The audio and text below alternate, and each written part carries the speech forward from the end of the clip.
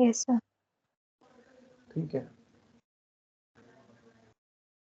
तो digital receiver performance I think हम last turn पे डिस्कस कर चुके थे। आइडिया है आपको कैसे परफॉर्मेंस मेजर करेंगे, है ना? ये मैंने आपको बताया था, कई सारे तरीके हैं जैसे कि probability of error, bit error rate, receiver sensitivity and quantum limit के थ्रू हम लोग डिजिटल रिसीवर्स की परफॉर्मेंस के पैरामीटर्स को एनालाइज करेंगे, चेक करेंगे। तो आज हम सबसे पहले पैरामीटर से शुरू करते हैं, प्रोबेबिलिटी ऑफ एरर, या उसको दूसरे सेंस में बिट एरर रेट कैलकुलेट करेंगे। ठीक है, तो ये शुरू करते हैं प्रोबेबिलिटी ऑफ एरर से। तो प्रोबेबिलिटी ऑफ एरर बेसिकली है क्या? Starting from this very basic question की प्रोबेबिलिटी ऑफ एरर क्या हो सकती है। तो अगर मैं फॉर एग्जांपल मैं आपसे बोलूं कि मैं एक डिजिटल सिग्नल ट्रांसमिट कर रहा हूं, तो अगर डिजिटल सिग्नल ट्रांसमिट कर रहा हूं तो अगर मैंने सपोज 1 भेजा और मुझे 0 रिसीव हुआ तो ये एक एरर हुई, है ना? या अगर मैंने 0 भेजा और मुझे 1 रिसीव हुआ तो ये एक एरर हुई। तो अगर मैं एक ड्यूरेशन में कितने नंबर ऑफ सिग्नल्स या सैंपल्स भेजे, कितनी नंबर ऑफ बिट्स भेजी, और उन बिट को जब मैं रिसीवर सेक्शन पर रिसीव कर पाया तो उन बिट में करस्पॉन्डिंग कितनी बिट्स में एरर आई। अगर मैं उन दोनों की कितनी number of total bits transmit करी गई थी और कितनी नंबर ऑफ बिट्स में एरर आई, उन दोनों के नंबर्स आइडेंटिफाई कर लूँ और फिर मैं उनको सिंपल डिवाइड कर दूँ कि कितनी नंबर ऑफ एरर्स हैं डिवाइड बाई कितने नंबर ऑफ टोटल बिट्स हैं जो मैंने भेजी थी, तो वो मेरी प्रोबेबिलिटी ऑफ एरर आ जाएगी। तो एक नॉर्मल सा सिंपल सा तरीका है, बहुत सिंपल सा तरीका है कि मैं टोटल एरर अकरेंस की वैल्यू आइडेंटिफाई कर लूँ अपने डिजिटल डेटा स्ट्रीम के अंदर और total number of bits present से मल्टीप्लाई कर दूँ, सॉरी डिवाइड कर दूँ, तो मुझे बिट एरर रेट आइडेंटिफाई हो जाएगा। ठीक है, तो मैंने यहाँ लिखा है simple approach is to divide the number of errors यानी NE, अगर मैं उसको NE से डिनोट करूँ, divide by the total number of pulses that is NT, total number of कितने मैंने पल्स भेजी थी और कितने नंबर ऑफ एरर्स मेरी आई, उन दोनों को डिवाइड कर दूँ ड्यूरिंग द इंटरवल। जिस इंटरवल में मैं पल्स कैलकुलेट कर रहा हूँ उसी इंटरवल में मैं टोटल कितने बिट्स भेज रहा हूँ। ठीक है, तो उससे डिवाइड कर दूंगा। इसको हम बोलते हैं बिट एरर रेट या सिंपल एरर रेट, और हम इसको बिट एरर रेट को शॉर्ट में BER से भी डिनोट करते हैं। ठीक है, this is nothing but probability of error. ठीक है, तो अगर मैं इस का एक्सप्रेशन निकालना चाहूँ कि बिट एरर रेट बेसिकली क्या होगा, तो simple it is the ratio of NE divide by NT। NE क्या, total number of errors divide by NT, total number of pulses, कितनी नंबर ऑफ बिट्स या कितनी नंबर ऑफ पल्सेस मैंने भेजी है। ठीक है, अब इस NE को तो NE रहने देंगे, कितने नंबर ऑफ बिट्स में एरर है divide by number of total pulses को हम लिख सकते हैं B into T, where B is basically the bit rate, है ना? एक बिट का रेट कितना है, यानी उस पल्स की ड्यूरेशन कितनी है और उस पल्स की ड्यूरेशन से का मैं इन्वर्स निकाल लूंगा तो वो बिट का रेट आ जाएगा। ठीक है, पर सेकेंड बेसिकली कितनी पल्सेस ट्रांसमिट हो रही हैं वो हमारा बिट रेट आ जाएगा, और उसको पल्स ट्रांसमिशन रेट भी बोलेंगे। तो अगर मैं टोटल नंबर ऑफ पल्सेस की वैल्यू कैलकुलेट करना चाहूँ कि टोटल नंबर ऑफ पल्सेस कितनी है, तो अगर मुझे बिट रेट पता है, बिट रेट को अगर मैं टाइम से मल्टीप्लाई कर दूंगा तो क्या आ जाएगा, टोटल नंबर ऑफ पल्सेस आ जाएंगे। ठीक है, तो ऐसा नहीं है कि मैं बिट कितनी नंबर ऑफ बिट्स ट्रांसमिट करी मैंने टोटल में वो कैलकुलेट करूंगा कि यहाँ से लेकर के यहाँ तक सपोज मैंने कितनी बिट्स ट्रांसमिट करी थी। ठीक है, सपोज ये ड्यूरेशन है, मुझे यहाँ से लेकर के यहाँ तक, सपोज ये एक बिट ड्यूरेशन है ना?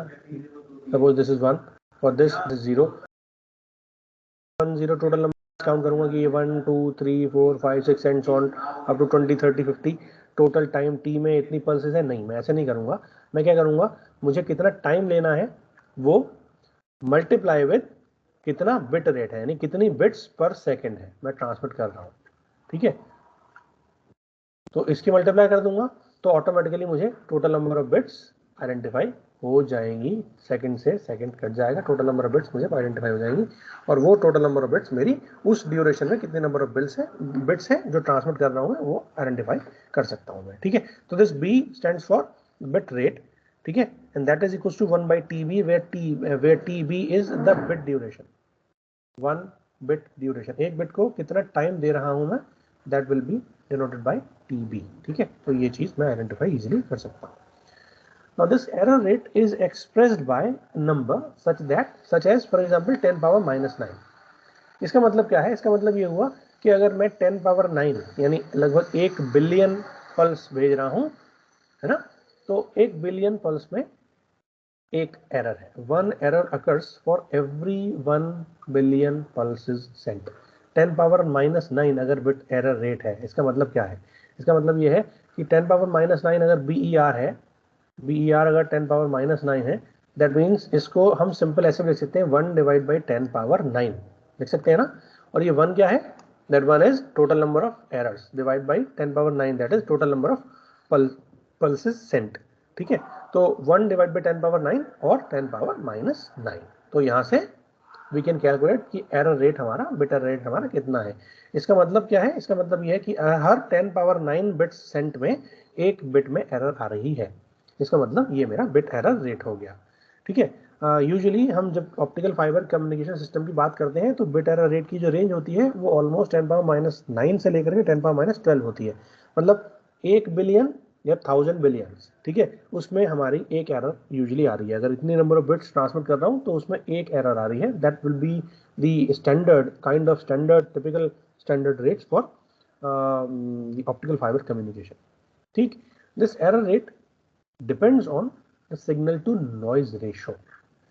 मेरा रिसीवर साइड पर सिग्नल टू नॉइज रेशो कितना है, यानी सिग्नल पावर और नॉइज पावर का रेशो कितना है. क्योंकि ये बेसिकली अगर डिजिटल सिस्टम की बात करता हूँ मैं SNR एग्जैक्टली कैलकुलेट नहीं करता. Directly indirectly this SNR is related to somewhere somewhat to the BER. ठीक है, तो अगर मुझे एक एनालॉग सिस्टम की वैल्यू में एरर कैलकुलेट करनी है तो मैं सिग्नल टू नॉइज रेशो से प्रेफरेबली अपनी नॉइज कैलकुलेशन करूँगा. जी मैम. और अगर मैं क्या कहते हैं डिजिटल सिग्नल की बात करता हूँ तो डिजिटल सिग्नल्स में बेसिकली हम क्या करेंगे, हम बिट एरर रेट निकालेंगे, कितनी नंबर ऑफ बिट्स भेजी और कितनी नंबर ऑफ टोटल एरर आई. तो अगर मैं डिजिटल और एनालॉग सिग्नल में सिस्टम्स में थोड़ा बहुत कंपैरिजन करने की कोशिश करूँ तो मैं इस बिट एरर रेट को somewhat signal to noise ratio से रिलेट कर सकता हूँ. ठीक, सिस्टम एरर रेट अगर मुझे निकालना है तो उसके लिए मुझे रिसीवर नॉइज लेवल्स और एक lower limit of the optical power signal level, ठीक है, ये मुझे पता करनी होगी, चाहिए होगी. क्योंकि एक थ्रेशोल्ड मुझे चाहिए कि उस थ्रेशोल्ड के ऊपर मैं बिट 1 मानूंगा, उस थ्रेशोल्ड के नीचे मैं 0 मानूंगा. तो उस थ्रेशोल्ड की वैल्यू को आइडेंटिफाई करना ये एक प्राइमरी रिक्वायरमेंट है अगर मैं सिस्टम एरर की रेट को कैलकुलेट करना चाहता हूँ. क्योंकि अगर वो threshold level, for example suppose मेरे पास एक सिस्टम है जिसमें मैं 5 वोल्ट का एम्पलीट्यूड ट्रांसमिट कर रहा हूँ. ठीक है, लेकिन सपोज ऑप्टिकल फाइबर मेरा 1 किलोमीटर लंबा है. ठीक है, तो वहाँ पर एम्पलीट्यूड का डिक्रीमेंट कंपैरेटिवली कम है. फॉर एग्जांपल मैं एज्यूम करके चलूँ कि वो 4 से 5 वोल्ट से सपोज 4.5 वोल्ट तक या 4 वोल्ट तक वोल्टेज लेवल दे रहा है at the end of the 1 kilometre optical fibre. But अगर यही सेम चीज़ मैं बोलूँ कि मेरे पास ऑप्टिकल फाइबर जो है वो 1000 मीटर्स का है, यानी 1 किलोमीटर का है, सॉरी 1 डिस्टेंस है ऑप्टिकल फाइबर के ट्रांसमीटर और रिसीवर साइड में. अब क्या है, जब 1 किलोमीटर में मेरा 1 वोल्ट का लगभग डिक्रीमेंट आ रहा है एम्पलीट्यूड लेवल में, करस्पॉन्डिंग पावर लेवल भी हम वहाँ से निकाल सकते हैं. तो 1000 किलोमीटर ऑप्टिकल फाइबर में this loss could be very large. That means वो लॉस एक्चुअल में 5 वोल्ट यानी 1 बिट को तो कंपैरेटिवली डिग्रेड कर देगा, लेकिन शायद 0 वोल्ट को क्योंकि जब साइड पल्सेस ओवरलैप करेंगे डिस्पर्जन की वजह से तो उनको भी थोड़ा सा अप कर दें, उनके लेवल को अप कर दें. तो अगर मैं डिस्टेंस कम लेता हूँ तो वहाँ पर मैं थ्रेशोल्ड लेवल को कंपैरेटिवली हाई ले सकता हूँ. It's better to choose at the higher level threshold level. But जैसे जैसे मैं डिस्टेंस बढ़ाता जाऊँगा, अगर मैंने कोई और सर्किटरी नहीं लगा रखी है तो ऐसे केस में पल्स ब्रॉडनिंग या और डिस्पर्जन, ऐसे बहुत सारे फिनोमेना हैं जो ऑप्टिकल फाइबर में लाइट से अकर होते हैं और उसकी वजह से there may be a possibility कि वहाँ पर लॉसेस ज़्यादा हो. और ऐसे केस में हम क्या बोलेंगे, ऐसे केस में हम कोशिश करेंगे कि थ्रेशोल्ड लेवल को एडजस्ट करना जिससे कि मैं सिग्नल को इफेक्टिवली रिसीव कर पाऊँ. तो वहाँ पर रिक्वायरमेंट है एक lower limit optical power signal level को डिफाइन करने की. क्योंकि जब मैं ट्रांसमिट कर रहा हूँ तो जब पल्स ट्रांसमिट हो रही है तो पल्स ब्रॉडनिंग की वजह से ही जीरो लेवल 1 हो सकता है, अदरवाइज 1 कभी नहीं हो सकता, ठीक है, क्योंकि जीरो वोल्टेज लॉस होने के बाद कम ही होगी, हम ऐसा एज्यूम कर सकते हैं। लेकिन वो नॉइज बेसिकली एडिटिव नेचर की भी हो सकती है, मल्टीप्लिकेटिव नेचर की भी हो सकती है, या रैंडम नेचर की भी हो सकती है। तो उसकी स्टडी को इंक्लूड करने के लिए हमें एक lower limit, lower threshold limit या lower optical signal power level हमें रखना पड़ेगा एरर रेट को कैलकुलेट करने के लिए, ठीक है। अब अगर बिट एरर रेट कैलकुलेट करेंगे तो हमें थ्योरेटिकली क्या पता होना चाहिए कि जो भी हमने उस आउटपुट सिस्टम पे इक्वलाइजर लगाया था, रिसीवर पर हमने इक्वलाइजर लगाया था जो कि 1 बिट और 0 बिट डिसीजन लेवल पर, उस लेवल पर क्या कह सकते हैं, एक तरीके से इक्वलाइज कर रहा था उनको, लॉजिक 1 या लॉजिक 0 में आइडेंटिफाई कर रहा था। तो उस इक्वलाइजर के आउटपुट का प्रोबेबिलिटी डिस्ट्रीब्यूशन फंक्शन किस टाइप का है, वहां से हम उसकी एरर रेट को कंप्यूट कर सकते हैं, ठीक है। तो अगर मुझे बेसिकली ये जो थ्रेशोल्ड लेवल है कौन डिसाइड कर रहा है, ये इक्वलाइजर डिसाइड कर रहा है ना। इक्वलाइजर के थ्रू ही हमने आइडेंटिफाई करा कि मैं किस लेवल तक के सिग्नल को 1 और उससे नीचे वाले लेवल्स को 0 अज्यूम करूंगा। डिसीजन सर्किट भी इक्वलाइजर ही बता रहा है मुझे, ठीक है। तो वो पूरा का पूरा इक्वलाइजर आउटपुट का प्रोबेबिलिटी डिस्ट्रीब्यूशन फंक्शन क्या है, उसके थ्रू आई कैन इजीली और effectively compute bit error rate at the receiver side, ठीक। तो इसके बेसिस पे मैं आपको एक छोटा सा क्वेश्चन देना चाह रहा हूँ, ठीक है। आपको कैलकुलेट करना है for a given data rate what is the minimum average power required to achieve a certain desired bit error rate, ठीक है। तो ये दो इक्वेशंस हम इफेक्टिवली उस बिट एरर रेट को कंप्यूट करने में यूज कर सकते हैं, ठीक। लॉजिकली मुझे ये पॉइजन डिस्ट्रीब्यूशन फंक्शन, ठीक है, ये चाहिए, और ये मुझे हमने ऑलरेडी इस यूनिट के स्टार्टिंग में पढ़ रखा था, ठीक है, कि अगर मैं किसी भी ऑप्टिकल सिग्नल रिसीवर को ऑपरेट करना चाहता हूं तो उसको ऑपरेट करने के लिए I need some the total number of electron hole pairs generated by an optical pulse, ठीक है। तो वो हमने निकाल सकते हैं इस पर्टिकुलर एक्सप्रेशन से, जो पहला एक्सप्रेशन है यहाँ से हमने वो चीज निकाल लिया कि कितने total number of electron hole pairs generate हो रहे हैं, ठीक है, एक इलेक्ट्रॉन, एक फोटोन से during the time interval tau, ठीक है। जो भी टाइम इंटरवल है, उस टाइम इंटरवल को मैं थ्रू आउट जितने भी टाइम के लिए मैं अपने स्टडी करना चाह रहा हूँ, है ना, उस एक्सपेरिमेंट को परफॉर्म करना चाह रहा हूँ, उसको with in the time interval integrate कर देंगे तो टोटल पावर आ जाएगी। अब इस पावर का integration along the time that will give me the energy, ठीक है। तो ये मुझे पता लग जाएगा कि ये एनर्जी मुझे मिल जाएगी। अब ये जो एनर्जी है, ये एनर्जी क्या है, this energy is basically the power into time, ठीक है, क्योंकि एनर्जी हम बोलते, पावर पर unit time is basically energy, ठीक है। तो energy per unit time is basically power, तो पावर क्या हो जाएगा, सीधे सीधे एनर्जी, पावर को मल्टीप्लाई कर दूंगा अगर मैं with in the time interval, जो भी टाइम इंटरवल में उस पावर की कैलकुलेशन है, पावर डिस्ट्रीब्यूशन बेसिकली मुझे पता है, तो ऑटोमेटिकली मुझे उस सिग्नल की एनर्जी पता लग जाएगी। अब उस एनर्जी में चूंकि क्वांटम की कुछ एफिशिएंसी है, तो मैंने एफिशिएंसी, फोटो डिटेक्टर की एफिशिएंसी को ईटा इंक्लूड करके चला है, डिवाइड बाई उस फोटोन की एनर्जी, एच न्यू, रिप्रेजेंट करें एच न्यू से, ठीक है। तो अगर मुझे total number of electron hole pair generated by photons पता लग गए, तो automatically I can calculate the probability distribution function. Usually it is assumed to be given by the Poisson distribution. तो यहाँ पर पी आर एन को denote करेंगे हम, total number of electron hole pair generated to the power N, multiply with exponential e to the power minus n because it's negatively related, divide by factorial n, ठीक। अब मुझे क्या निकालना है, मुझे निकालना है कि अगर मैं प्रोबेबिलिटी निकालना चाहूं दैट p, अगर मुझे निकालना है n इक्वल टू 0 पे, ठीक है। n क्या था, n हमने छोटा जो n लिया था, ये थे total number of electrons that are excited, उस टॉ इंटरवल में कितने इलेक्ट्रॉन्स एक्साइट हुए, जिस इलेक्ट्रॉन के एक्साइटेशन की वजह से मेरे पास इलेक्ट्रॉन होल पेयर जनरेट हुआ, ठीक है। तो अगर n इक्वल टू 0, मैं मान के चल रहा हूँ कि कोई भी इलेक्ट्रॉन एक्साइट नहीं हुआ, ठीक है। तो जब कोई भी इलेक्ट्रॉन एक्साइट नहीं हुआ, ऐसे केस में हम कैसे लिख सकते हैं इसको, n बार पावर 0 e की पावर माइनस n बार, ठीक है, divide by factorial n factorial 0। तो ये 1 हो गया, फैक्टोरियल 0 भी 1 होता है और किसी सिग्नल की पावर 0 भी 1 होती है। दैट मीन्स मुझे क्या मिला, e की पावर माइनस मॉड बार n मिला, n बार मिला, ठीक। इसको हम क्या लिख सकते हैं, इसको लिख सकते हैं एक्सपोनेंशियल माइनस, और एन बार क्या है, एन बार है मेरा ये, या तो ये ले लो या तो ये ले लो, ठीक है, तो ये ले लेते हैं, this will be what, eta times E divide by H nu, और I can write it as exponential minus eta times lambda E divide by H C, ठीक है, क्योंकि मुझे लैम्डा गिवन नहीं है, मुझे फ्रीक्वेंसी गिवन नहीं है, तो मैं किसी भी फॉर्म में इसको रिप्रेजेंट कर सकता हूँ। और ये चीज़ चूंकि प्रोबेबिलिटी है, अगर मैं जीरो ट्रांसमिट कर रहा हूँ, it has to be less than the P E R, ठीक है, लेस देन और equal to P E R, better rate minimum इतना ही होगा भाई। अगर मैं कोई सिग्नल, मतलब कोई इलेक्ट्रॉन होल पेयर जनरेट नहीं कर पा रहे, यानी एन की वैल्यू जीरो है, ठीक है, कोई भी इलेक्ट्रॉन जनरेट नहीं हुआ फोटोन से, इसका मतलब क्या है, लाइट तो पड़ी लेकिन सिग्नल जनरेट नहीं हुआ, ठीक है, that is the minimum required level of BER, ठीक है। तो बीईआर लेवल से वो या तो ज्यादा होना चाहिए, कम होना चाहिए, या इक्वल होना चाहिए, अगर मैं मिनिमम एवरेज पावर की रिक्वायर्ड पावर की कैलकुलेशन, एक्सपोनेंशियल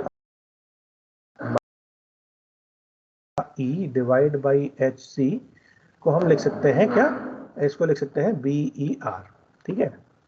तो अगर मैं इसको क्या ले लूँ, इसका दोनों तरफ एंटी लॉग ले लूँ, तो ये क्या आ जाएगा, माइनस का eta lambda E divide by H C is less than equal to what, natural log of B E are,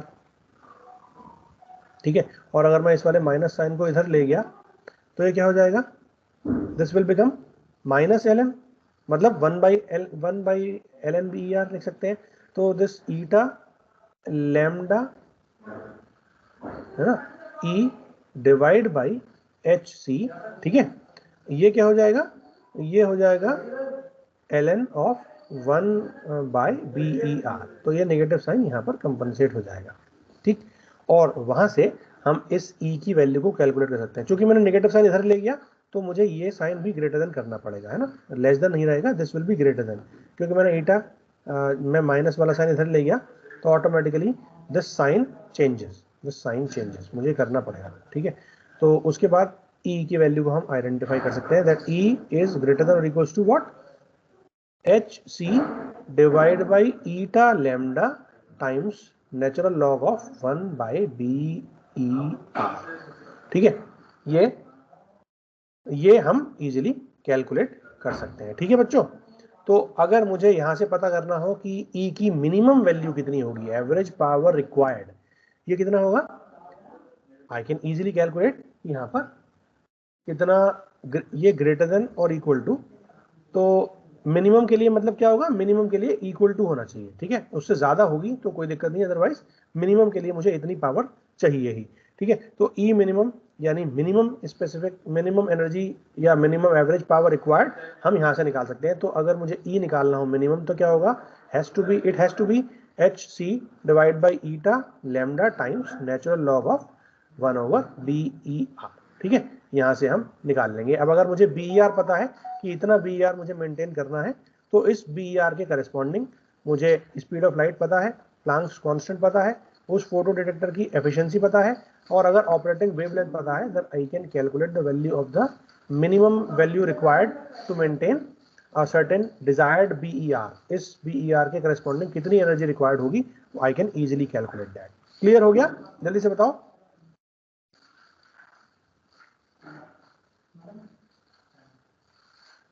बोलो बच्चों, समझ में आ गया?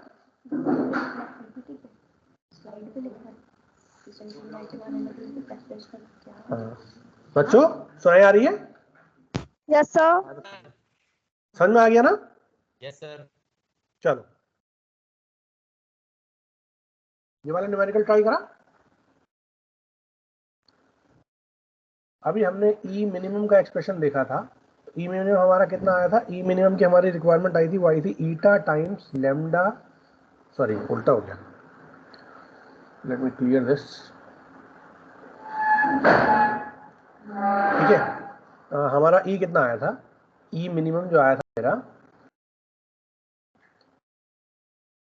सी upon eta lambda into natural log of 1 upon B E R, ठीक। और यहीं से मैंने अभी आपको बताया कि एवरेज पावर अगर मुझे निकालनी हो तो एवरेज पावर कैसे निकालेंगे? Average power will be equals to 1/2 of energy per unit time, energy per unit time, bit यानी बिट का टाइम। तो E/TB से हमारा एवरेज पावर आ जाएगा। तो अगर मैं इस एवरेज पावर की कैलकुलेशन में मिनिमम एनर्जी रख दूं तो यहाँ से मिनिमम एवरेज पावर रिक्वायर्ड आ जाएगी, कैलकुलेट कर लेंगे हम। ठीक है, अब सबसे पहले मुझे निकालना पड़ेगा ई मिनिमम। तो ई मिनिमम कैसे निकालेंगे? मुझे एच पता है, एच की value it's known to me, C speed of light is known to me, eta अगर गिवन है क्वेश्चन में तो ठीक है, अदरवाइज आप अज्यूम कर लोगे कि इसकी वैल्यू 1 है, 100% एफिशिएंसी है। और लैम्डा यानी ऑपरेटिंग वेवलेंथ आपको गिवन होगी। Bit error rate, case specific bit error rate के लिए आपको ई मिनिमम की वैल्यू निकालनी है, you can also assume that. ठीक, तो आपको ये सारी चीजें गिवन है, आपको ई मिनिमम पता लग जाएगा। अब जब आप ई मिनिमम यहाँ रखोगे तो आपको TB bit time, bit time कैसे निकालोगे आप? बिट टाइम निकालोगे बिट रेट से, और बिट रेट आपको गिवन होना चाहिए। ठीक है, तो अगर मैं इस क्वेश्चन को सॉल्व करूं तो देखो मुझे क्या क्या चीजें गिवन है। सबसे पहले मुझे गिवन है eta equals to 0.65, eta equals to 0.65। ठीक, दूसरा लैम्डा गिवन है आपको, लैम्डा गिवन है 1310 नैनोमीटर, 1310 इंटू 10⁻⁻9 मीटर्स। ठीक है, उसके बाद मिनिमम एवरेज पावर मुझे निकालनी है, यानी पी एवरेज मुझे निकालना है। ठीक है, मिनिमम एवरेज पावर मुझे निकालना है। बिट एरर रेट कितना है? 10⁻12, यानी BER मेरा कितना है? 10⁻12। ठीक, अच्छा, उसके बाद मुझे GBPS का डेटा दे रखा, डेटा रेट दे रखा है। ठीक है, डेटा रेट यानी अगर मैं डेटा रेट मुझे दे रखा है 1 इंटू 10⁻9 बिट्स पर सेकेंड। ठीक है, तो क्या मैं बिट रेट निकाल सकता हूं? मतलब बिट ड्यूरेशन निकाल सकता हूं? निकाल सकता हूं क्या? जल्दी बोलो। Yes sir. कैसे निकालेंगे? डेटा रेट बताओ कितना होगा? सॉरी, डेटा रेट नहीं, बिट ड्यूरेशन कितनी होगी? टीबी, टीबी की वैल्यू कितनी होगी? अगर आपको डेटा रेट गिवन है तो टीबी की वैल्यू कितनी होगी?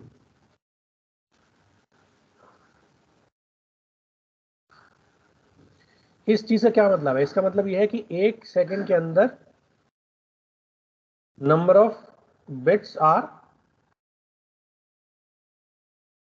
10⁻9, है ना? मुझे क्या 10⁻9 बिट्स, मुझे क्या करना है? मुझे एक बिट का ड्यूरेशन चाहिए, 1 बिट ड्यूरेशन। 1 बिट ड्यूरेशन मतलब इसको इधर ले जाओ, 1 डिवाइड बाई 10⁻9 सेकेंड्स, यानी 10⁻−9 सेकेंड। तो बिट ड्यूरेशन कितनी होगी? 10⁻−9 सेकेंड्स। ठीक है, यानी टीबी की वैल्यू कितनी आ गया? 10⁻9 सेकेंड्स। तो आपको टीबी पता लग गया। टीबी मैं यहाँ लिख लेता हूँ, टीबी कुछ तो कितना? 10⁻−9 सेकेंड्स। आपको शो करना है कि आपका minimum power level required is 3.74 नैनोवाट। ठीक है, आप देखो इस वाले फॉर्मूले में आपको ये वाली वैल्यू LHS गिवन है, कितना आना चाहिए? 3.74 आना चाहिए। 1/2 ई मिनिमम की वैल्यू ये रख दो, पूरी की पूरी, ये वाली वैल्यू पूरी की पूरी, ये पूरी की पूरी वैल्यू यहाँ रख दो आप। ठीक है, टी भी आपको पता है। ठीक है, अब देखो ई मिनिमम में एच पता है, सी पता है, ईटा पता है, लैम्डा पता है, सब चीजें गिवन है। ईटा, लैम्डा, एच, प्लांक कांस्टेंट पता है आपको, कितना होता है? जल्दी बताओ। So 6.64 into 10⁻⁻34। ठीक है, ये आपको गिवन है 64 इंटू 10⁻34, वो आप आराम से यहाँ लगा दो।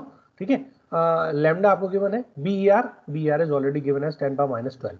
ये सारे पैरामीटर्स गिवन है, आप देखोगे ये सारी वैल्यूज रख दोगे तो आपको LHS इक्वल्स टू RHS आ जाएगा 3.74 nanowatt, which is the minimum power required to achieve the bit error rate that is of 10⁻12। Clear हो गया? Yes sir. आगे चलें?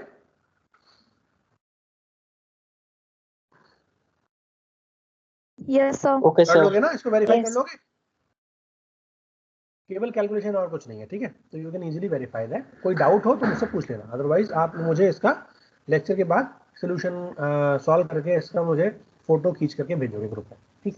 हम चलते हैं आगे। इसी में आगे अगर हम चलें तो हमें ये पता होना चाहिए कि बिट एरर रेट अगर हम निकालेंगे तो प्रोबेबिलिटी डिस्ट्रीब्यूशन फंक्शन इंपॉर्टेंट क्यों है। प्रोबेबिलिटी डिस्ट्रीब्यूशन फंक्शन इंपॉर्टेंट इसलिए है क्योंकि वो मुझे एक डिसाइडिंग पैरामीटर बताएगा। डिसाइडिंग करने के लिए एक प्रोसेस पता करने में मुझे आसानी रहेगी कि कब मुझे 1 एज्यूम करना है और कब मुझे 0 एज्यूम करना है। मतलब मैं कब एज्यूम करूंगा कि 1 ट्रांसमिट क्या हुआ था, या मैं कैसे एज्यूम करूंगा कि 0 ट्रांसमिट हुआ था, ठीक है। उसके लिए मेरे पास एक फिगर है, ये फिगर बुक में दे रखी है, मैंने वहीं से ली है। 2 सिग्नल के प्रोबेबिलिटी डिस्ट्रीब्यूशन फंक्शंस हैं, ठीक है। 2 सिग्नल्स के प्रोबेबिलिटी डिस्ट्रीब्यूशन फंक्शंस कुछ इस तरीके से हैं, ठीक। अब अगर मैं प्रोबेबिलिटी डिस्ट्रीब्यूशन को देखूं तो सपोज मैंने एक प्रोबेबिलिटी डिस्ट्रीब्यूशन माना P1V, ठीक है। इसका मतलब मैं माइनस इनफाइनाइट से माइनस इनफाइनाइट यानी इधर है ना, इससे तक इंटीग्रेट कर रहा हूँ, V तक इंटीग्रेट कर रहा हूँ, मेरा यहाँ पर है, ठीक है। तो यहाँ तक मैं इंटीग्रेट कर रहा हूँ, मतलब मुझे इतने पोर्शन की एनर्जी निकालनी है। प्रोबेबिलिटी आ जाएगी कि अगर मेरा सैंपल यहाँ लाई करता है तो उसकी प्रोबेबिलिटी कितनी है, ठीक है। और ये जब मैंने सैंपल भेजा था, सिग्नल भेजा था 1, ठीक है। इसका मतलब क्या है, which is the probability P1V यानी minus infinite to V when P Y when 1 was transmitted dy है ना। अगर मैं ये एरिया निकाल लूंगा तो मतलब मुझे ये पता लग जाएगा कि इसकी प्रोबेबिलिटी कितनी है। Is the probability that the equalizer output voltage is less than V से कम है। इस इक्वलाइजर की वोल्टेज, जो इक्वलाइजर दे रहा है उसकी वोल्टेज कितनी है, इस पर्टिकुलर पॉइंट से कम है, तो यहाँ उसकी प्रोबेबिलिटी निकल जाएगी। और मैं मान के चल रहा हूँ जब उसकी वोल्टेज V से कम है और लॉजिकल 1 पल्स इज सेंट, यानी मैंने 1 बिट भेजी थी और मेरे को कुछ इस टाइप का एनर्जी डिस्ट्रीब्यूशन मिल रहा है, तो उस टोटल बिट की करस्पॉन्डिंग एनर्जी कितनी आएगी वो मैं प्रोबेबिलिटी डिस्ट्रीब्यूशन से निकाल सकता हूँ, ठीक है। यहाँ पर जो 2 मैंने यहाँ पर कर्व दिखाए हैं, प्रोबेबिलिटी डिस्ट्रीब्यूशन फंक्शन दिखाए हैं, ये बेसिकली 1 और 0 के हैं। अगर 1 है तो उसका प्रोबेबिलिटी डिस्ट्रीब्यूशन है ये वाला, यहाँ से लेकर के यहाँ तक का, ठीक है। इसको डिनोट करते हैं हम P1 ऑफ Y, ठीक है। और दूसरा वाला जो है वो है यहाँ से लेकर के यहाँ तक का, दैट मीन्स ये that is denoted bye P0Y, ठीक है। तो इस डिस्ट्रीब्यूशन फंक्शन को मैं 1 की एनर्जी लेता हूँ कंपैरेटिवली ज़्यादा, और 0 की लेता हूँ थोड़ी ज़्यादा, और 1 की लेता हूँ कंपैरेटिवली कम, क्योंकि 0 जो है आप देख सकते हो 0 is not spreading into very much large distance, है ना, एज कंपेयर टू 1। ये 1 जो है, इस 1 की स्प्रेडिंग ज़्यादा है एज कंपेयर टू 0। मतलब अगर लॉस होगा तो 1 ज़्यादा करप्टेड होगा एज कंपेयर टू 0। तो it's easy to determine the 0 pulse as compare to the 1 pulse. That is why मैंने इसकी एनर्जी को थोड़ा सा डिस्ट्रीब्यूट कर दिया, यानी टाइम के रिस्पेक्ट में। जब ये स्प्रेडिंग होगी, एनर्जी कांस्टेंट है, तो ऑटोमेटिकली इसका एम्पलीट्यूड थोड़ा डिक्रीज हो जाएगा, ठीक है। अब थ्रेशोल्ड लेवल अगर मैं इसके बीच में रखूंगा तो आप देख सकते हो यहाँ पर 1 और 0 दोनों वाले कर्व इस एरिया में ओवरलैप कर रहे हैं। इस एरिया में ओवरलैप करने का क्या मतलब है कि अगर यहाँ से यहाँ तक कोई भी पोर्शन आया है ना, तो देयर में बी ए पॉसिबिलिटी कि अगर यहाँ पर आए तो वो इस वाले की वजह से हो, इस वाले कर्व का सिग्नल हो, यानी ये वाला कर्व का 1 हो। लेकिन क्योंकि ये वोल्टेज थ्रेशोल्ड वोल्टेज से नीचे की तरफ लाई कर रहा है, दैट मीन्स मेरा डिसीजन सर्किट क्या करेगा, डिसीजन सर्किट आइडेंटिफाई करेगा कि it's a 0 pulse that was transmitted. या सिमिलरली अगर यहाँ पर है ना, ये वाला केस है, इस वाले केस में लॉजिकली अगर सपोज 0 वाली बिट की वजह से है, 0 पल्स ट्रांसमिट करी गई थी, लेकिन चूंकि ये लेवल थ्रेशोल्ड से ऊपर है तो ये लॉजिक 1 हो जाएगा, मतलब ये 1 पल्स को ट्रांसमिट करा हुआ एज्यूम करेगा। अब ऐसे केस में केवल इसी एरिया में एरर आएगी, तो मुझे थ्रेशोल्ड लेवल इस हिसाब से एडजस्ट करना है अपने इक्वलाइजर सर्किट के थ्रू या डिसीजन मेकिंग सर्किट के थ्रू, जिससे कि मेरे इस ओवरलैपिंग प्रोबेबिलिटी डिस्ट्रीब्यूशन फंक्शंस के जो सैंपल्स हैं वो यहाँ पर कंपैरेटिवली कम लाई करें, ठीक है। जितना कम होगा, जितना ये कम ओवरलैप करेंगे, वहां पर मैं इफेक्टिवली उस थ्रेशोल्ड वोल्टेज को एक decisive threshold voltage level, error free threshold voltage level की तरह कंसीडर कर सकता हूँ। लॉजिक 0 अगर ये है तो लॉजिक 0 मेरा ये था, सपोज 1 था तो मेरा ये वाला 1 था। अब इन दोनों में ही थोड़ी थोड़ी नॉइज ऐड हो गई तो 0 वाला थोड़ा सा ऊपर हो गया, 1 वाला थोड़ा सा यहाँ आ गया, ठीक है। अब अगर मैं थ्रेशोल्ड लेवल बीच में दे रहा हूँ तो कोई दिक्कत नहीं है, इससे ऊपर है दैट मीन्स लॉजिक 1, इससे नीचे है तो लॉजिक 0, लेकिन देयर मे बी कि इसका एम्पलीट्यूड नीचे की तरफ आए या इसका एम्पलीट्यूड थोड़ा ऊपर की तरफ आए, और वहां पर एक इनडिसाइसिवनेस उसकी वजह से आ सकती है, ठीक है। अगर मैं 1 ट्रांसमिट कर रहा हूं तो माइनस इनफाइनाइट से v तक इंटीग्रेट करूंगा, ठीक है। और अगर मैं 0 ट्रांसमिट कर रहा हूं तो मैं उस एक्सप्रेशन को कुछ इस तरीके से लिख लूंगा, मैं लिख दे रहा हूँ P0v, it is similar to that minus infinite sorry v से इंफिनिटी, क्योंकि मैं नेगेटिव नीचे की तरफ, अभी प्रोबेबिलिटी डिस्ट्रीब्यूशन फंक्शन कुछ इस तरीके से था, है ना। थ्रेशोल्ड लेवल सपोज यहाँ था तो इससे नीचे की तरफ मैं ऐड कर रहा हूँ, और ये सारा का सारा 0। थ्रेशोल्ड लेवल अगर ये है, this is threshold level for example, ठीक है, लेवल, तो उससे नीचे की तरफ 0 है, उससे ऊपर की तरफ लॉजिक 1 है। तो अगर 0 को मुझे आइडेंटिफाई करना है कि 0 ट्रांसमिट करा है, तो मैं क्या बोलूंगा, this will B v0 dy, ठीक है। This will be the voltage for logic 0 is transmitted, ठीक है। अब इन दोनों ही डिस्ट्रीब्यूशन में 0 का थोड़ा बड़ा है और 1 का थोड़ा छोटा है, सेम नहीं है, ठीक है। This occurs in optical systems because of the signal distortion from transmission impairments. क्योंकि जब मैं सिग्नल को भेज रहा हूं तो लॉजिकली 0 की जगह में कोई सिग्नल भेज ही नहीं रहा, 0 को एब्सेंस ऑफ ऑप्टिकल लाइट है। तो जब एब्सेंस ऑफ ऑप्टिकल लाइट है तो वहां पर नॉइज जो है अगर एडिटिव नेचर की है तो वो एडअप होगी तो एम्पलीट्यूड लेवल बढ़ेगा ही, ठीक है। तो एम्पलीट्यूड लेवल बढ़ेगा तो there may be a possibility कि वो 0 से उसका क्या कहते हैं, उसकी उस पल्स की पर्टिकुलरली स्प्रेडिंग भी कम होगी, तो उस पावर लेवल की स्प्रेडिंग भी कंपैरेटिवली कम है और उसका एम्पलीट्यूड लेवल भी कंपैरेटिवली ज़्यादा है ना। क्योंकि नॉइज का या ISI का इफेक्ट कंपैरेटिवली कम होगा 0 पल्स पे एज कम्पेयर टू 1 पल्स पे। डिस्पर्जन या ऑप्टिकल एम्पलीफायर नॉइज या distortion from non linear effects, ये सारे जितने भी इम्पेयरमेंट्स हैं ट्रांसमिशन के, वो मेरे 0 पर कंपैरेटिवली कम होंगे एज कम्पेयर टू 1, ठीक है। अब यहाँ पर PY/1 और PY/0 ये जो चीज़ है ये बेसिकली मेरे ठीक है, ये क्या है, ये मेरे कंडीशनल प्रोबेबिलिटीज हैं कि मेरी y वोल्टेज की आउटपुट पे मिल रही है जबकि मैंने x ट्रांसमिट करा था, मतलब y मिल रहा है जबकि मैंने 1 ट्रांसमिट करा था, या y मिल रहा है जब मैंने 0 ट्रांसमिट करा था, ठीक है। तो this is the conditional probability. अब अगर मैं थ्रेशोल्ड लेवल आइडेंटिफाई कर रहा हूँ तो VTH की प्रोबेबिलिटी क्या होगी कि मैंने दोनों प्रोबेबिलिटी ऑफ एरर को कैलकुलेट कर लिया यूजिंग द थ्रेशोल्ड वोल्टेज, है ना। तो उस थ्रेशोल्ड वोल्टेज का 0 पर प्रोबेबिलिटी कितनी है जब 0 ट्रांसमिट हो रहा है, और 1 पर कितनी प्रोबेबिलिटी है जब 1 ट्रांसमिट हो रहा है, और उसके मैंने 2 कांस्टेंट से A और B 2 कांस्टेंट से मल्टीप्लाई कर दिया और फिर उसको एरर प्रोबेबिलिटी से डिनोट कर दिया PE से, ठीक है। ये जो वेट फैक्टर्स हैं A और B, ये प्रोबेबिलिटी डिस्ट्रीब्यूशन फंक्शंस जो हर डेटा के लिए अलग अलग होते हैं वहाँ से हम डिटरमाइन कर सकते हैं, और A और B जो है वो प्रोबेबिलिटी है कि या तो 1 अकर हो रहा है या 0 अकर हो रहा है।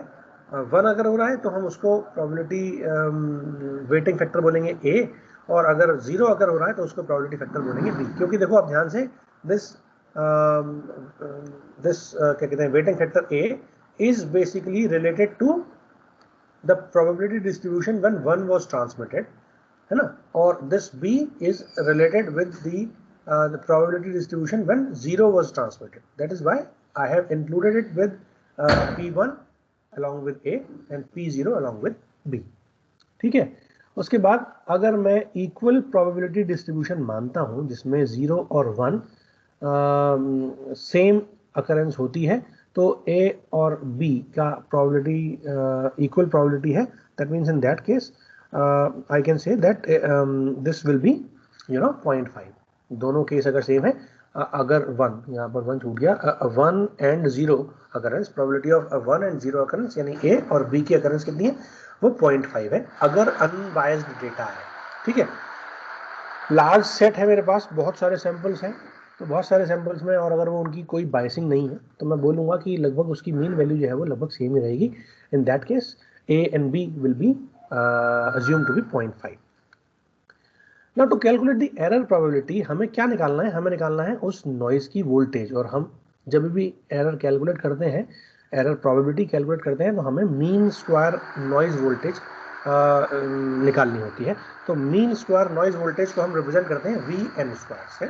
और मुझे इस नॉइज वोल्टेज की कैलकुलेशन करनी है उस पर्टिकुलर टाइम फ्रेम में, जिस पर्टिकुलर टाइम फ्रेम तक मैं अपने सिग्नल की स्टडी करना चाहता हूं. तो वहां पर मैं उसकी स्टडी, उसको VN स्क्वायर को कैलकुलेट करूंगा.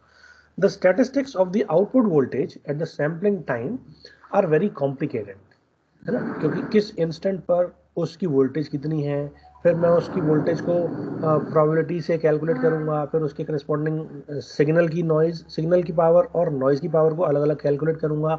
Then I need to calculate the mean square noise voltage. Then also I need to calculate the signal power at that particular sampling instant. और वो एक पर्टिकुलर सैंपल के लिए है. अगर मैं, मेरे पास सपोज 1 लाख बिट्स है ना, और 1 लाख बिट को डिसाइड करने के लिए सपोज मैं 1 लाख इंस्टेंट सैम्पलिंग इंस्टेंट्स पर एम्पलीट्यूड आइडेंटिफाई करता हूँ, तो हर इंस्टेंट पर मुझे अलग अलग कैलकुलेशन करनी पड़ेगी. That will, this calculation is tedious to perform. ठीक है, ये typical tedious time taking complex process हो जाएगी. तो उसको हम किसी भी तरीके से अप्रोक्सीमेशन करके उसको अपनी स्टडी को कुछ हद तक, अपनी कैलकुलेशन को अपनी स्टडी के अंदर कुछ हद तक कम करने की कोशिश करेंगे, कुछ एजम्पशन मान के, कुछ अप्रोक्सीमेशन मान के. ठीक है, तो सबसे आसान अप्रोक्सीमेशन है गॉसियन अप्रोक्सीमेशन, क्योंकि गॉसियन अप्रोक्सीमेशन में हम लोग स्टैंडर्ड, हमें गॉसियन एक्सप्रेशन का पता है, तो वहाँ पर गॉसियन एजम्पशन अगर हम माने तो उसके बेसिस पे वी कैन ईजिली कंपैरेटिवली हमारी प्रोसेस की जो प्रोसेस है, सोल्यूशन है, वो थोड़ा कम कॉम्प्लेक्स हो जाएगा, बिकॉज द एक्सप्रेशंस और the error probabilities associated with this Gaussian function are. ठीक है, तो ऐसे केस में हम एज्यूम करके चल रहे हैं कि हमारा जो प्रोबेबिलिटी डिस्ट्रीब्यूशन फंक्शन है over the unbiased data stream, वो गॉसियन अप्रोक्सीमेशन का है. So in that case the probability, हमें अगर एरर प्रोबेबिलिटी निकालनी है तो हम मीन और स्टैंडर्ड वेरिएशन को सपोज वी आउट की फॉर्म में कैलकुलेट करके चले, है ना. तो सपोज मैंने मान लिया कि एक सिग्नल था मेरे पास S, जो नॉइज डिस्टर्बेंस भी हो सकता है, या डिजायर्ड इंफॉर्मेशन बियरिंग सिग्नल भी हो सकता है, या कॉम्बिनेशन भी हो सकता है. ठीक है, उसकी गॉसियन डिस्ट्रीब्यूशन फंक्शन की जो मीन वैल्यू है वो m है, m मुझे गिवन है. नाउ अगर मैं उस वोल्टेज लेवल S को सैंपल करता हूँ डिफरेंट इंस्टेंट पे, सपोज आर्बिट्रेरी टाइम T1 पे सैंपल करता हूँ, तो उस T1 इंस्टेंट पर एम्पलीट्यूड कितना होगा, that will B S of T1, है ना. सपोज मेरे पास ये सिग्नल था, इसको अगर मुझे अलोंग T, है ना, ये एक सिग्नल गिवन था, मुझे इस इंस्टेंट पर इसकी वैल्यू निकालनी है. इसको बोल रहा हूँ मैं ये ST है, तो इस इंस्टेंट पर इसकी वैल्यू निकालूंगा तो क्या होगी, इस, अगर मैं इसका सैंपल निकाल लूँ, ये वाली वैल्यू निकाल लूँ, तो ये वाली वैल्यू क्या होगी, that value will be S of T1, अगर ये वाला टाइम इंस्टेंट मेरा T1 है. ठीक है, तो ये अगर मैं डिनोट करता हूं तो कैसे डिनोट करते हैं गॉसियन अप्रोक्सीमेशन में, हम उसको कुछ इस तरीके से डिनोट करते हैं. ठीक है, यहां पर मेरा जो सिग्मा है वो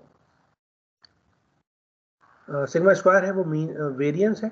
ठीक है, और सिग्मा जो है वो स्टैंडर्ड डेविएशन है. m मेरा मीन वैल्यू है, s उस इंस्टेंट की वैल्यू है. बाकी सारे पैरामीटर्स मुझे पता है ऑलरेडी. ठीक है, तो fs जो है मेरी ये प्रोबेबिलिटी डेंसिटी फंक्शन है. सिग्मा स्क्वायर जो है मेरा वेरिएंस है.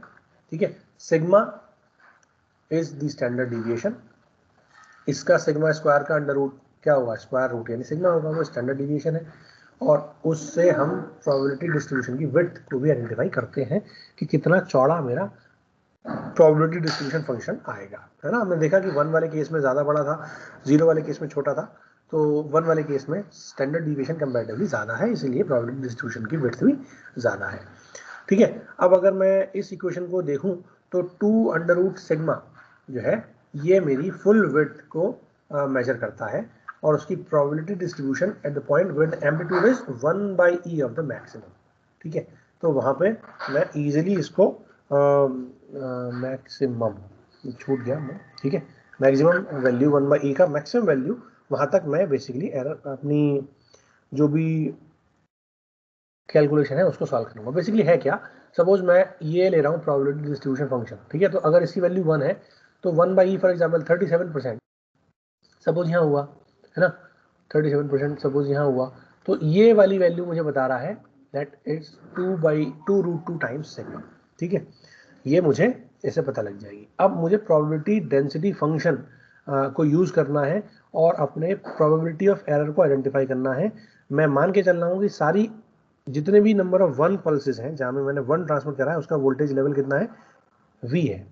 तो अगर वोल्टेज लेवल v है तो देखो अगर मैं इस 1 को ट्रांसमिट कर रहा हूं तो 1 के अंदर कुछ थोड़ी बहुत एरर इंट्रोड्यूस हो गई, और अगर 0 है तो कुछ एरर यहाँ पर इंट्रोड्यूस हो गई, ठीक। अब यहाँ पर मैं ऑन और ऑफ आइडेंटिफाई करूंगा, ये मेरा थ्रेशोल्ड लेवल है, इससे ऊपर अगर आएगा तो ये 1 है, इससे नीचे अगर आएगा तो ये 0 है। It is assumed to be 1 and 0 respectively, ठीक है। अब इस केस में आप जरा ध्यान से देखो, the mean and the variance of the Gaussian output 1 pulse के लिए वो कितने हैं, वो है मेरा b on and sigma on square, ठीक है। क्या मतलब हुआ, गॉसियन आउटपुट पर अगर मैं उसका मीन निकालना चाहता हूं तो उसका मीन कितना है, ये दे रखा है मैंने, दैट इज b on। देखो लॉजिकली अगर मैं इसको देखूं तो this level is b on, ठीक है, और उसके ऊपर कितना वेरिएंस है, अप्स एंड डाउन्स कितने हैं, दैट इज वेरिएंस, तो वो मेरा कितना है, सिग्मा ऑन, ठीक। और अगर मैं 0 पल्स की बात करूं, 0 पल्स ये है, तो 0 पल्स के लिए जो मेरा मीन वैल्यू है that is suppose B of, and variance कितना है, that is denoted by sigma square of. ये मैं एजम्पशन करके चल रहा हूं कि ये ही है, ठीक है, B and sigma of square, ये मेरा 0 पल्स के करस्पॉन्डिंग मीन और वेरिएंस हो गया, और बी ऑन और सिग्मा स्क्वायर ऑन ये मेरा 1 पल्स के करस्पॉन्डिंग मीन और वेरिएंस हो गया, अगर मैं लॉजिकली इस तरीके से मान के चलता हूं तो। अभी अपनी सिंप्लिसिटी के लिए मैं ऐसा एजम्पशन मान सकता हूं ताकि मेरी एनालिसिस थोड़ी सी सिंपल हो जाए, ठीक है। अब मैं क्या करूंगा, मैं एक ऐसा केस अज्यूम करूंगा जहां पर मैं 0 पल्स भेजी, ठीक है, इसका मतलब डिकोडिंग टाइम पर कोई भी पल्स प्रेजेंट नहीं है। सबसे ज्यादा नॉइज का इफेक्ट तब होगा जब मैंने कोई भी सिग्नल नहीं भेजा और आउटपुट पर जो सिग्नल को डिटेक्ट कर रहा हूं वहां पर मुझे कुछ वोल्टेज मिल रही है, ठीक है, that is purely due to the error, ठीक है। तो अगर मैं कोई भी 0 पल्स दे रहा हूं, मतलब कोई भी सिग्नल नहीं भेज रहा, ठीक है, तो ऐसे केस में जो पल्स प्रेजेंट है रिसीवर साइड पर उसको मुझे आइडेंटिफाई करना है, वो मेरी एग्जैक्टली एरर की कैलकुलेशन को इजी करेगी, ठीक है। तो probability of error in this case हम उसको डिनोट करेंगे कि ये VTH वैल्यू से ऊपर चला गया, थ्रेशोल्ड वोल्टेज से ऊपर चला गया और उस 0 को 1 कंसीडर कर लिया गया डिसीजन डिवाइस के द्वारा। और ऐसे केस में प्रोबेबिलिटी ऑफ एरर कितनी है, हम बोल रहे हैं कि probability of error is denoted bye P0V, ठीक है। ये मेरा चांसेस है, बेसिकली प्रोबेबिलिटी है उसकी कि इक्वलाइजर ने VTH और इन्फिनिटी के बीच में मेरा कोई थ्रेशोल्ड वोल्टेज दिया। इन्फिनिटी मतलब वेरी लार्ज वैल्यू भी हो सकती है ना, और उस थ्रेशोल्ड वोल्टेज से ऊपर है तभी तो उसने 1 कंसीडर करा। फॉर एग्जांपल मेरे ये वाला वोल्टेज थ्रेशोल्ड वोल्टेज है, ठीक है, मैंने कोई सिग्नल नहीं दिया, ठीक है। जब कोई सिग्नल नहीं दिया था तो नॉइज का इफेक्ट कुछ इस तरीके से हो सकता है, ठीक है, कुछ इस तरीके से हो सकता है, ठीक है। तो सपोज अगर सैंपल इंस्टेंट में यहाँ ले रहा हूँ, सैंपल इंस्टेंट में यहाँ ले रहा हूँ, दैट मीन्स मुझे ये वाली वैल्यू आइडेंटिफाई करनी है। ये वाली वैल्यू आइडेंटिफाई करके मुझे पता लगा कि ये वैल्यू थ्रेशोल्ड वोल्टेज से ज़्यादा है। This value that is for example S of for example T1 is greater then S of T1 is greater then VTH, ठीक है। दैट मीन्स क्या हुआ, मैंने एज्यूम करा था कि मैं 0 भेज रहा हूँ, लेकिन मुझे यहाँ पर आउटपुट पर क्या मिल रहा है, यहाँ पर मुझे मिल रहा है कि यहाँ पर 1 भेजा गया होगा क्योंकि इसमें एरर है इतनी, ठीक है। दैट मीन्स उसकी प्रोबेबिलिटी ऑफ एरर कितनी हो गई कि इक्वलाइजर आउटपुट जो है, यानी इस सैंपल के करस्पॉन्डिंग जो एम्पलीट्यूड लेवल है, उस एम्पलीट्यूड लेवल के करस्पॉन्डिंग जो पल्स वो जनरेट करेगा इक्वलाइजर, वो मुझे कुछ ऐसी पल्स जनरेट करके देगा जिसकी वैल्यू VTH यानी थ्रेशोल्ड वोल्टेज और उससे ऊपर के सारे लेवल्स यानी इन्फिनिटी तक के बीच में है, यानी यहां से लेकर के यहां तक कोई वैल्यू हो सकती है। अगर ऐसा है तो इस एरर को मैं बोलता हूं P0V, ठीक है, क्योंकि मैंने 0 भेजा था लेकिन मुझे मिल रहा है 1, ठीक है। और इसको हम डिनोट कैसे करेंगे, मुझे इंटीग्रेट कहां से कहां तक करना है, VTH से इंटीग्रेट करना है इन्फिनिटी तक, ठीक है। और किसको इंटीग्रेट करना है, मैंने भेजा था मुझे मिला y, लेकिन तब जब मैंने भेजा था 0, ठीक है। ये वैल्यू हो गई मेरी P0 VTH, ठीक। यहां से we can easily calculate in terms of probability distribution function या probability density function, that is f0y dy, यानी ये 0 का probability distribution function है। यानी अभी अगर मैं आपको याद हो तो मैंने 2 जो ऐसे कर्व बनाए थे, है ना, ये वाले, इसमें ये चीज, तो लॉजिकली मैंने f0y यानी इस वाले सिग्नल को 0 वाले, ये 0 वाले पल्स का डिस्ट्रीब्यूशन फंक्शन था, इसको इंटीग्रेट करा कहां से यहां तक। तो लॉजिकली बाकी सब तो 0 है, केवल इतना पोर्शन इंटीग्रेट होकर के आएगा, यानी इतने पोर्शन की प्रोबेबिलिटी, इतनी प्रोबेबिलिटी मुझे मिल जाएगी, ठीक है ना। सिमिलरली अगर मैं इसको गॉसियन अप्रोक्सीमेशन की फॉर्म में लिखूं तो मैं उसको कुछ इस तरीके से लिख सकता हूं कि लॉजिकली ये क्या है, e की power minus s minus m, m कितना था, b ऑफ स्क्वायर, क्योंकि 0 पल्स थी, s यानी उस इंस्टेंट का एम्पलीट्यूड, डिवाइड बाय वेरिएंस कितना था, 2 सिग्मा ऑफ स्क्वायर, और उसको अलोंग द पैरामीटर db मैं इंटीग्रेट कर दूंगा कहां से कहां तक, v ऑफ से लेकर के इंफिनिटी तक, और ये वैल्यू तो कांस्टेंट है तो ये तो ऐसे आ ही जाएगी। मीन और वेरिएंस उस पर्टिकुलर 0 पल्स का यहां पर मैंने गॉसियन अप्रोक्सीमेशन वाली एक्सप्रेशन में लिख दिया, ठीक है। ध्यान है ना आपको, अभी मैंने क्या लिखा था, f ds, ये क्या हो जाएगा 1/√2 पाई सिग्मा, ठीक है, e की power minus s minus m का whole square divide by 2 sigma square ds, यही तो मैंने माना था, ds यही तो मैंने माना था, ठीक है। अब यहाँ पर मैं इंटीग्रेट कर रहा हूँ विद रिस्पेक्ट टू v, तो यहाँ पर मैं कर दूंगा इसको v, कोई दिक्कत नहीं है, ठीक। उसके बाद ये वाली चीज में ध्यान से देखो, सिग्मा कितना था, सिग्मा था मेरा कितना था, 0 पल्स के करस्पॉन्डिंग, ये था सिग्मा ऑफ, है ना, ऑफ मतलब 0 वाली पल्स है, 0 वाली पल्स के लिए सिग्मा ऑफ, तो सिग्मा की वैल्यू सिग्मा ऑफ रख दी मैंने, कोई दिक्कत नहीं है। एस की वैल्यू क्या रख दी मैंने, उस इंस्टेंट की वैल्यू यानी v, एस की वैल्यू रख दी मैंने v, और 0 पल्स के लिए मेरा मीन कितना था, v ऑफ, है ना, और बाकी सारे सिग्मा की वैल्यू सिग्मा ऑफ है तो सिग्मा ऑफ, बाकी सारे पैरामीटर सेम है, तो ये कुछ इस तरीके से डिस्ट्रीब्यूशन फंक्शन बन जाएगा, है ना। 0 सबस्क्रिप्ट जो है ये डिनोट करता है कि ये 0 पल्स की प्रेजेंस होनी चाहिए थी, ठीक है। अब अगर मैं 1 को निकालना चाहूँ, हाँ बेटा बताओ सर, टाइम हो गया है। टाइम हो गया क्या, अरे चलो ठीक है बेटे, तो फिर इसको आगे कैरी करते हैं फिर हम, है ना। Okay sir.